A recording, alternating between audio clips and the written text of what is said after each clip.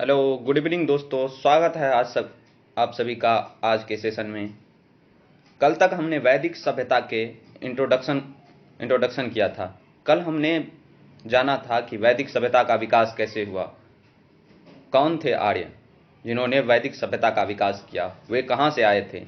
इन सब बातों को हमने पिछले वीडियो में इंट्रोडक्शन में पढ़ लिया था। आज हम वैदिक सभ्यता के राजनीतिक, सामाजिक, आर्थिक तथा धार्मिक स्थितियों के बारे में पढ़ेंगे। आज के चैप्टर में हम इन सारी चीज़ों के बारे में पढ़ेंगे कि इसका क्या प्रभाव रहा उस समय के समाज पे और आज के समाज पे उसका क्या प्रभाव पड़ रहा है। तो इन सब चीज़ों के बारे में हम आज के अध्याय में पढ़ेंगे। कल तो इंट्रोडक्शन था जिसमें हमने जाना था कि आर्य कौन थे। आर्य, जिसको अधिकतर थ्योरी के हिसाब से माना जाता है कि आर्य जो थे वो मध्य एशिया से आए थे। मध्य एशिया से आए थे आर्य, जो कि एक कबीलाई समाज था और उनका काम था, घुमक्कर प्रजाति थे। आर्य एक घुमक्कर प्रजाति थे और उन्होंने अफगानिस्तान और भारत के पंजाब वाले इलाके यानी उत्तर पश्चिम भारत वाला इलाका में उन्होंने आके सबसे पहले उस जगह पे सबसे पहले आके बसे। उसके बाद वो गंगा के मैदानों में फैल गए। इन सब चीज़ों के बारे में हम फिर पढ़ेंगे और जानेंगे कि उनका राजनीतिक, सामाजिक, आर्थिक उस समय कैसा रहा। ऋग्वैदिक काल की जानकारी जो हमें मिलती है, तो ऋग्वैदिक काल की सबसे स्पष्ट जानकारी हमें ऋग्वेद से मिलती है। ऋग्वेद जो कि इंडो यूरोपियन लिटरेचर का सबसे पुराना ग्रंथ है। चलिए देखते हैं आज के सेशन को। इससे पहले अगर आप मेरे चैनल पर नए हैं तो मेरे चैनल को सब्सक्राइब कीजिए, मेरे वीडियोस को लाइक कीजिए और इसे शेयर भी कीजिए ताकि अन्य लोगों तक भी पहुंच सके। चलिए देखते हैं आज हम क्या क्या पढ़ेंगे। तो आइए चलिए देखते हैं। तो सबसे पहले हम देखेंगे उनकी राजनीतिक स्थिति के बारे में कि आर्य जो थे वो भारत आए तो सबसे पहले अगर कोई आता है तो सबसे पहले विस्तार करता है, यानी पहले बसता है उस जगह पे। तो इन सब चीज़ों के बारे में हमने पढ़ लिया था कि आर्य जो आए सबसे पहले वो सिंधु यानी सप्त सैंधा प्रदेश में आके सिंधु, सरस्वती और उनके अन्य 5 सहायक नदियों के ट्रिब्यूटरी में आके, उनके वैली में आके बस गए और फिर उन्होंने अपनी सभ्यता का विस्तार किया। वह वहाँ पे एक स्थिर जीवन जीना आरंभ कर दिए थे। उस समय तक केवल वह एक कबीलाई समाज में रहते थे और हम देखेंगे कि उनकी राजनीतिक स्थिति क्या थी। तो सबसे पहले ऋग्वैदी प्रशासन का मुख्यतः एक कबीलाई व्यवस्था वाला शासन था। तो ऋग्वेद कालीन जो मनुष्य थे, आर्य जो थे, वो क्या थे, कबीलों में रहते थे जिनमें सैनिक भावनाएं प्रमुख थी। कबीला में रहेंगे तो उनमें सुरक्षा का भाव रहे, क्योंकि वह एक जगह से दूसरे जगह जाते हैं, इसीलिए उनमें भय बना रहता है कि कोई हम पे आक्रमण न कर दे। तो इसलिए उनमें सैनिक भावनाएं प्रमुख थी। तो उस समय की समाज जो थी उसकी सबसे छोटी इकाई जो हुआ करती थी वो परिवार थी, जिसका प्रधान जो होता था वो प्रधान कुलप होता था।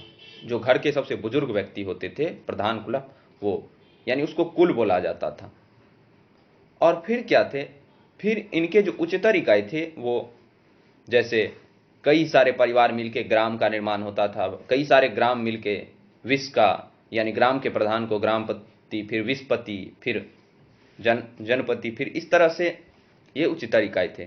ग्राम संभवतः कई परिवारों के समूह थे, यानी ग्रामनी को ग्राम का प्रधान कहा जाता था। और विश जो होते थे जैसे आज के पंचायत या ब्लॉक की तरफ समझ सकते हैं, यानी कई सारे ग्राम मिलकर विश का निर्माण करते थे और विश के प्रधान को बताया मैंने विशपति। और अनेक विशों का समूह मिलकर एक जन का निर्माण करता था, जन का। और जन के अधिपति को जनपति या राजा बोलते थे, यानी राजन। जन के प्रमुख को राजन बोला जाता था, यानी राजा। ऋग्वेद में जो है, यानी ये पूछा जाएगा आपको, यानी उस समय के समाज की सबसे छोटी इकाई परिवार थी, फिर परिवार से ग्राम, ग्राम से विश, विश से जन, और फिर इसी जन से जनपद बनता है, और फिर जनपद से राष्ट्रीय भावना का विकास होता है, जो बाद में मौर्य साम्राज्य में आते आते ये सफल होता है, यानी संपूर्ण राष्ट्र का एक निर्माण होता है। तो ऋग्वेद में जन शब्द का 275 बार उल्लेख मिलता है। ऋग्वेद में जन शब्द का 275 बार उल्लेख मिलता है, जबकि जनपद शब्द का प्रयोग एक बार भी नहीं होता है, क्योंकि ऋग्वेद कालीन काल में जनपद आया ही नहीं था। जनपद शब्द की उत्पत्ति उत्तर वैदिक काल में होती है, यानी 600 ईसा पूर्व के लगभग जनपद शब्द प्रकाश में आता है। यानी बौद्ध काल, यानी भगवान बुद्ध के जन्म के समय की यह बात है, जब जनपद शब्द प्रकाश में आया। इस समय तक केवल एक जन हुआ करता था, और उस जन के प्रमुख को राजन या राजा बोला जाता था, और जनों के प्रधान को राजन बोला जाता था। और फिर क्या था, राजा के चुनाव में समिति का महत्वपूर्ण योगदान होता था। अब पूछेंगे कि यह समिति क्या थी, ये समिति क्या थी। तो समिति जो थी, उस समय राजा पे नियंत्रण, राजा ये है, इस पे नियंत्रण रखने के लिए कुछ विद्वानों का, कुछ प्रमुख व्यक्तियों का एक दल होता था। जैसे आज का संसद है, बिना संसद के प्रधानमंत्री की कोई पावर नहीं होती। ठीक उसी तरह राजा का पावर सभा और समिति में विभाजित था। यानी ये एक तरफ थे सभा और दूसरी तरफ थी समिति, और ये राजा को परामर्श देने का काम करती थी, और राज्य पे इनका नियंत्रण होता था, आज के संसद की तरह। तो इसमें स्त्री और पुरुष दोनों भाग ले सकते थे उस समय ऋग्वैदिक काल में। क्या था, यानी सभा और समिति थी, जिसमें जो राजा पे नियंत्रण रखने का काम करता था। और समिति जो थी, कबीलों की आम सभा थी, कबीलों की आम सभा थी। यानी समिति कई सारे कबीलों की आम सभा, यानी उसके प्रमुख व्यक्ति जो होते थे कबीला के, वो बैठते थे उसमें। स्त्रियां जो कि केवल सभा में भाग ले सकती थी, स्त्रियां समिति में नहीं बल्कि केवल सभा में भाग ले सकती थी। और विदत जो थी, विदत में लूटी गई वस्तुओं का बंटवारा होता था। यानी लूटे गए वस्तुओं को, जैसे वे लोग घुमक्कर प्रजाति थे, एक जगह से दूसरे जगह जाते थे, कुछ युद्ध करते थे, उनसे जो उनको प्राप्त होता था वो आपस में बांट लेते थे। और बलि जो था, बलि प्रजा द्वारा राजा को दिया जाने वाला, स्वेच्छा से दिया जाने वाला उपहार था। इसके बदले राजा उनकी सुरक्षा की जिम्मेदारी लेता था। और उस समय अस्थाई सेना का कॉन्सेप्ट नहीं था, यानी राजा अस्थाई सेना नहीं रहते थे, उसी जो रहते थे, यानी कुछ कबीला ही इस तरह के थे जिनका काम युद्ध के समय युद्ध करना था, जिनमें ब्रात, गण, ग्राम और शर्त नाम के कबीले की टोलियां लड़ाई लड़ती थी। ये कबीलियां, जैसे बोल सकते हैं क्षत्रिय, बाद में वही लोग बने क्षत्रिय। क्षत्रिय का ये अग्रज है, यानी इसके बाद यही लोग क्षत्रिय बनेंगे। और इन कबीलाओं में अब संघर्ष आरंभ हो जाएगा। पहले ये कबीलाएं थी, यानी कई छोटी छोटी कबीला थी। अब क्या होगा, एक मैं आपको कहानी बताता हूं। क्या था, जब इस समय जब सभा और समिति का हो रहा था, पूरा मंथन हो रहा था, तो उस समय क्या हुआ, एक इस सब में भी एक प्रधान होता था, यानी जो सलाहकार होते थे।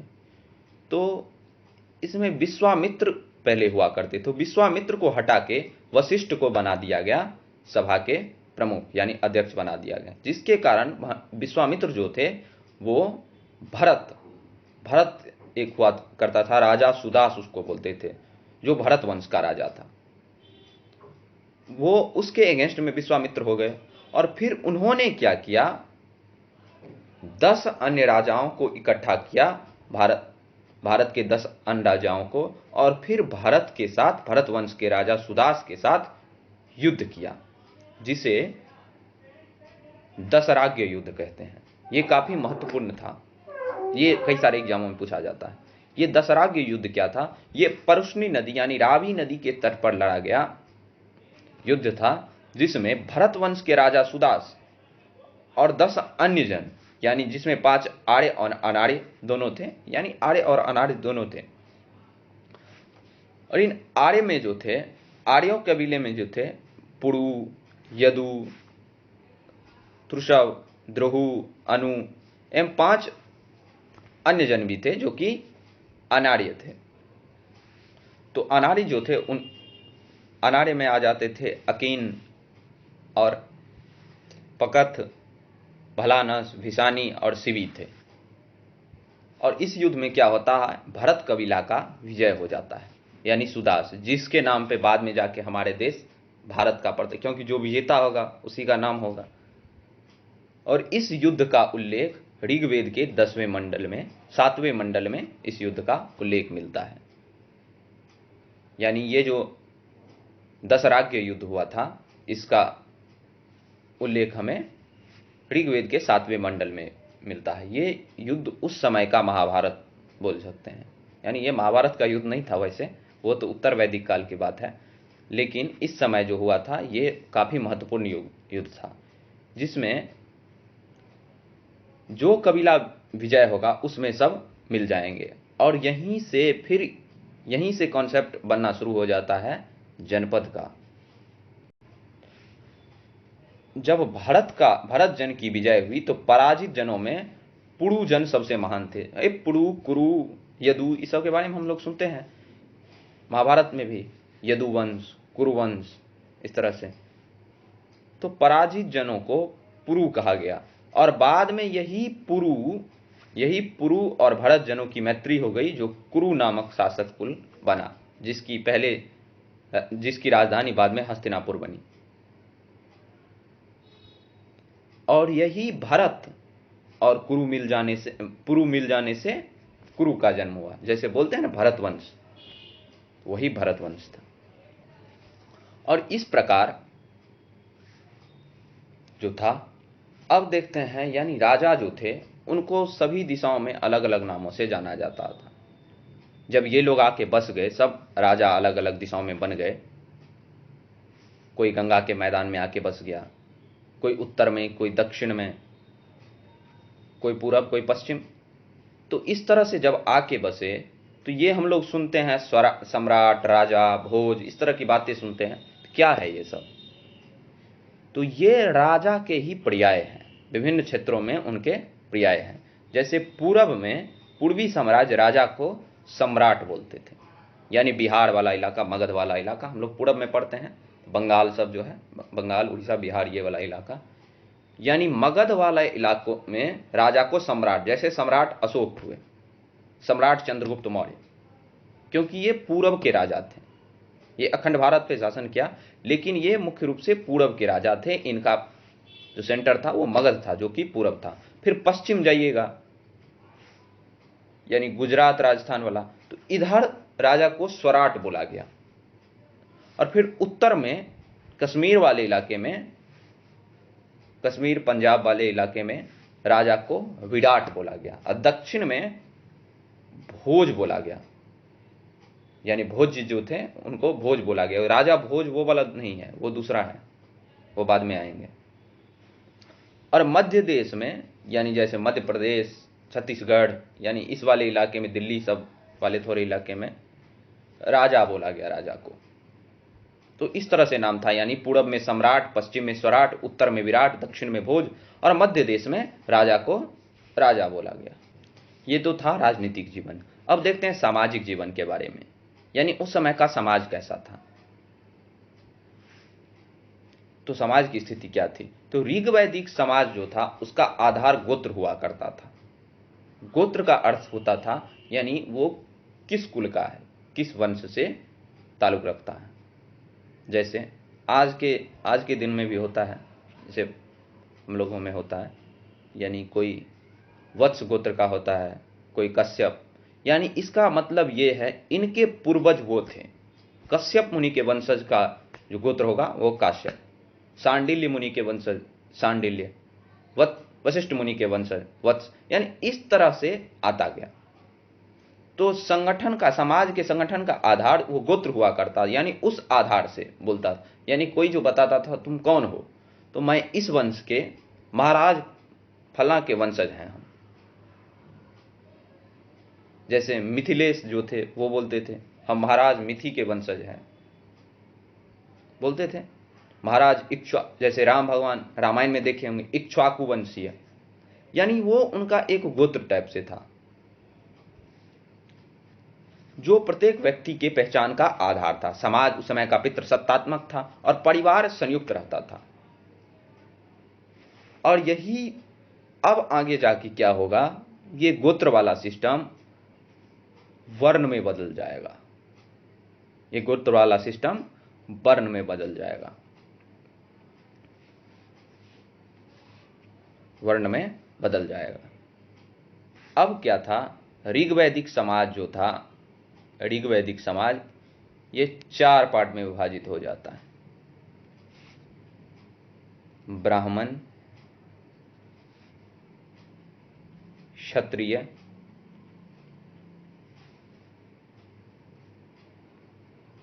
वैश्य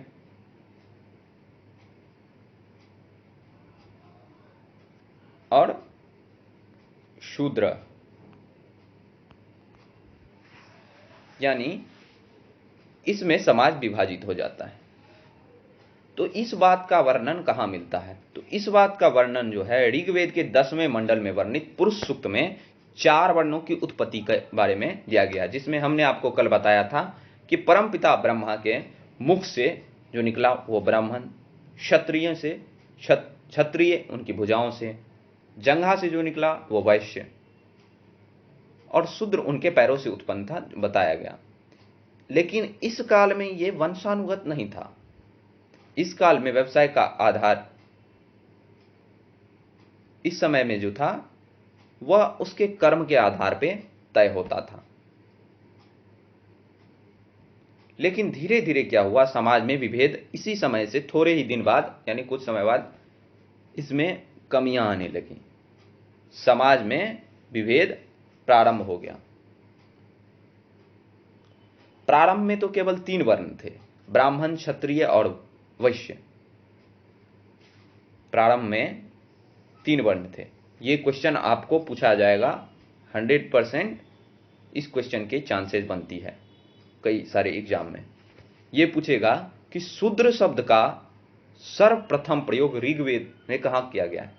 तो शूद्र शब्द का ऋग्वेद में सर्वप्रथम प्रयोग जो है ऋग्वेद के 10वें मंडल में मिलता है और यहीं से हमें दास प्रथा का भी उल्लेख मिलता है। यानी शूद्र यही दास, इन्हीं को दास बताया गया बाद में, लेकिन इस बात की जानकारी हमें ऋग्वेद के 10वें मंडल में मिलता है। इसका मूल उद्देश्य क्या था, ये समाज के विभाजन का मूल उद्देश्य क्या था। तो समाज जो था ऋग्वैदिक समाज, उसमें ब्राह्मण जो शिक्षा दीक्षा का काम करते थे, यज्ञ का काम करते थे, वो ब्राह्मण कहलाए। जो रक्षा का काम करते थे, इस कबीला की सुरक्षा का जिन पे उत्तरदायित्व था, वो क्षत्रिय हुए।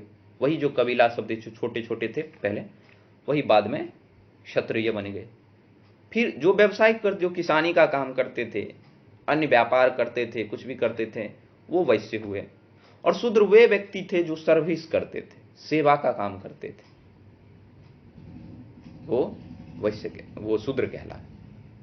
लेकिन समाज ये कोई भी हो सकता था, लेकिन बाद में यह एक वंशानुगत हो गया, जो कि एक इसकी सबसे बड़ी बुराई बन के आई। जहां तक महिलाओं की स्थिति की बात है, तो ऋग्वैदिक काल में महिलाओं की स्थिति काफी अच्छी थी। ऋग्वैदिक काल में स्त्रियों की स्थिति काफी अच्छी थी। महिलाओं का भी उपनयन संस्कार होता था, पुनर्विवाह भी होता था, नियोग प्रथा, बहुपति विवाह भी प्रचलन था, बाल विवाह का प्रचलन नहीं था। यह बाद में आया जब इस्लामिक आक्रमण हुआ भारत पे, आक्रमणकारियों के दौर में इस तरह की बातें आई। स्त्रियों को यज्ञ करने का अधिकार था, यानी ऐसा कहा भी जाता है पति पत्नी साथ में यज्ञ। रामायण में भी आपने देखा होगा, बिना सीता का राम यज्ञ नहीं कर सकते थे। और ऋग्वेद के कुछ ऋचाओं का निर्माण महिलाओं ने भी किया था, जिनमें ये पूछा गया क्वेश्चन है कई बार, जिनमें लोपामुद्रा, घोषा, शिक्ता, विश्ववारा, अपाला इत्यादि। ये वो विदुषी स्त्रियां थी जिन्होंने ऋग्वेद की ऋचाओं की रचना की। और पर्दा प्रथा, सती प्रथा का प्रचलन नहीं था इस समय में। ये बाद में आता है, जब यानी ये मध्यकालीन समय की बात है जब इस तरह की प्रथाएं आती है। अब हम इनकी आर्थिक स्थिति की बात करें। आर्थिक स्थिति जो था, तो प्रारंभ में इनका जीवन अस्थायी था, यानी ये एक जगह से दूसरे जगह, यानी चरवाहे टाइप से थे, ये बोल सकते हैं, यानी घुमक्कर प्रजाति थी, कबीलाई थी, एक जगह से दूसरे जगह ये लोग जाते रहते थे।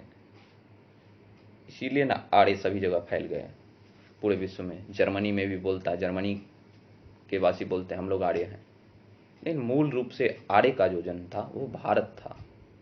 वो मूल रूप से सप्तसैंधा प्रदेश के ही निवासी थे। बाद में कई सारी थ्योरियां गढ़ी गई, लेकिन प्रारंभ में उनका जीवन अस्थायी था और संस्कृति मूलतः ग्रामीण थी। और इनका मुख्य पेशा जो हुआ करता था वो हुआ करता था पशुपालन, गौपालन मुख्य रूप से। गाय इनके लिए सबसे पूजनीय पशु थी, जिन पे इनका लगभग जीवन आश्रित रहता था। कृषि गौण पेशा थी, कृषि थी लेकिन बहुत कम होती थी, मूल रूप से गाय, क्योंकि उस समय के राजा को गोपति, गोपाल इत्यादि बोला जाता था। गोधन हुआ करता था, धन गाय होता था।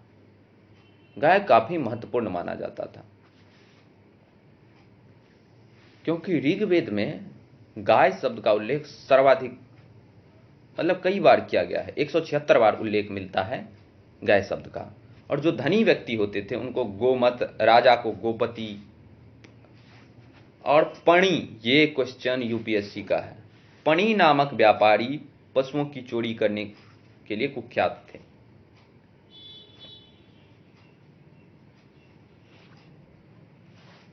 ऋग्वेद में जो था, एक जो जिन जानवरों का उल्लेख मिलता, पशुओं का उल्लेख मिलता है, उनमें घोड़ा, बैल, भैंस, भेड़, बकरी, ऊंट, सरासा नामक और सरामा नाम की एक पवित्र कुतिया का भी उल्लेख मिलता है। लेकिन देखिए, आपको दे देगा इन सब जानवरों का नाम और एक इसमें दे देगा शेर, तो इसमें तो शेर का वर्णन ही नहीं है कहीं, तो वो आंसर नहीं होगा। ये क्वेश्चन फंसाने के लिए पूछ सकता है एग्जाम में।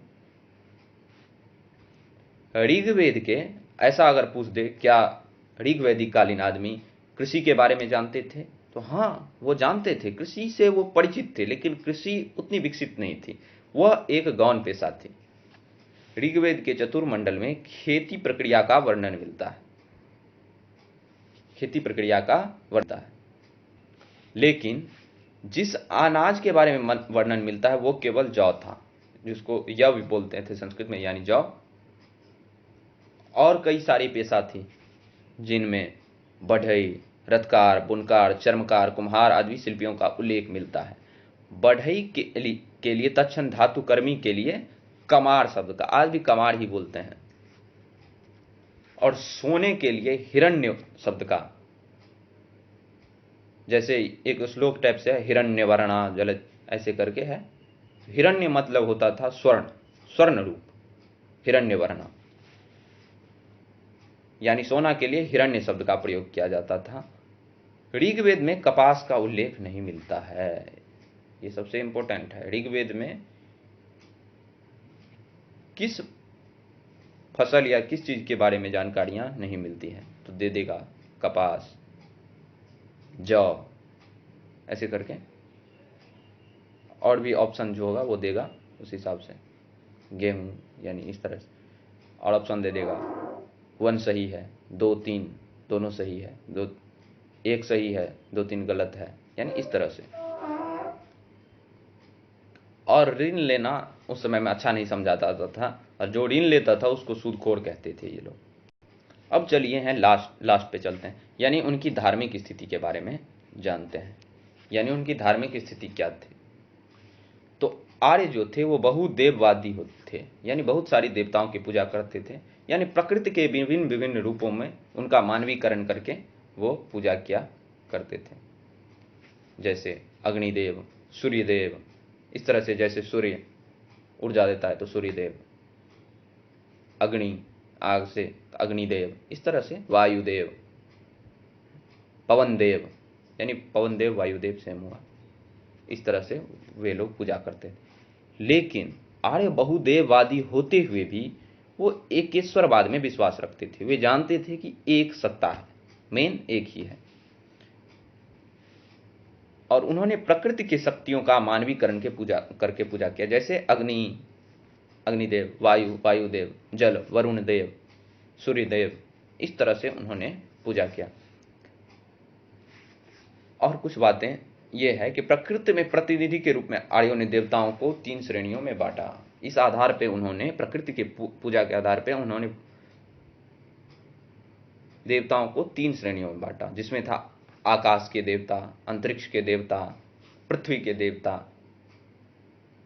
स्वस्ति न इंद्रो वृद्धश्रवा, ऐसे करके ना, स्वस्ति न पूषा विश्ववेदा, स्वस्ति नस्तारक्षो अरिष्टनेम, स्वस्ति नो पूर्णे बृहस्पतिर्दधातु, इस तरह से। यानी उसमें जो थे सूर्य, आकाश के देवता थे सूर्य, गौन, वरुण, मित्र, पूषण, विष्णु, सवित, उषा, अश्विन। और अंतरिक्ष के देवता जो थे उनमें इंद्र, रुद्र, मारुत, वायु, पर्ज, यानी जिनका जो काम था, आप देखिए ना, आकाश में कौन रहता है? सूर्य रहता है। वरुण, मित्र, यानी वो उस समय कुछ होते होंगे।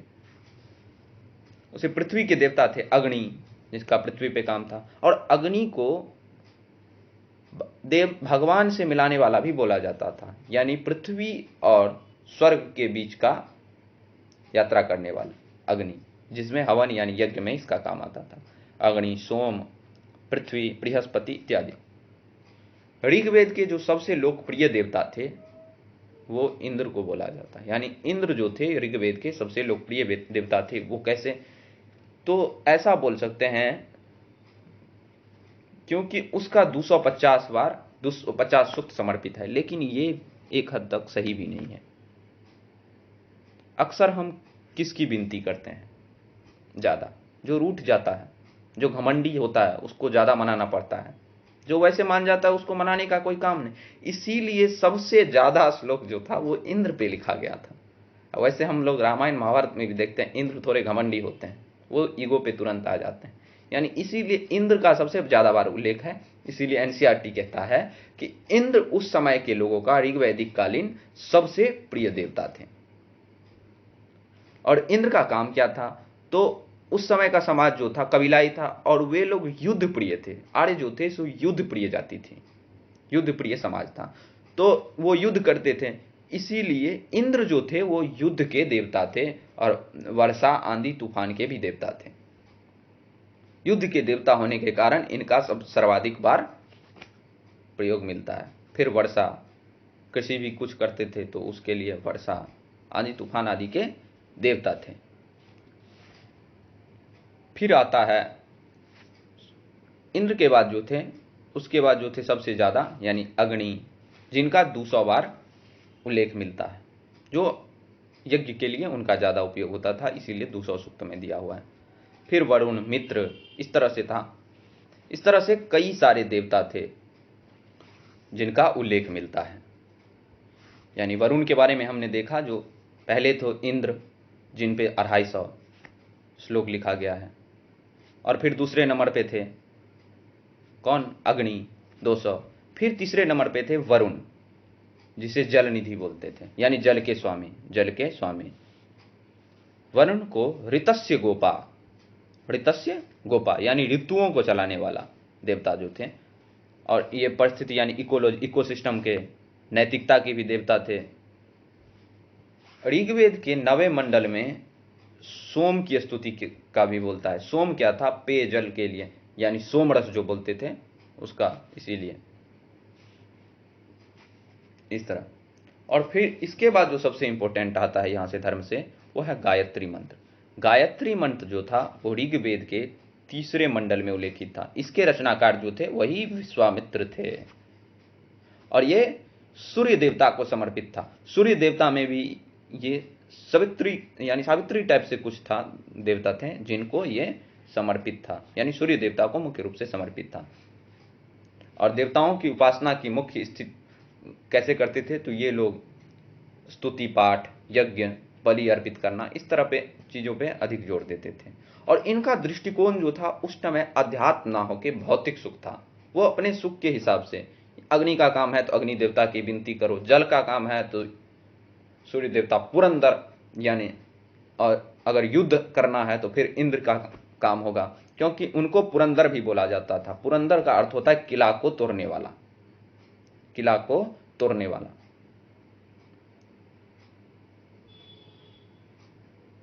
तो इस तरह से आज हमारा ये यहां तक समाप्त हुआ। तो आज हमने राजनीतिक, सामाजिक, आर्थिक और धार्मिक स्थिति के बारे में, आर्यों के इन सब चीजों के बारे में देखा। फिर आगे के अध्याय में हम देखेंगे आर्य ने अपना आगे का प्रोग्रेस कैसे किया।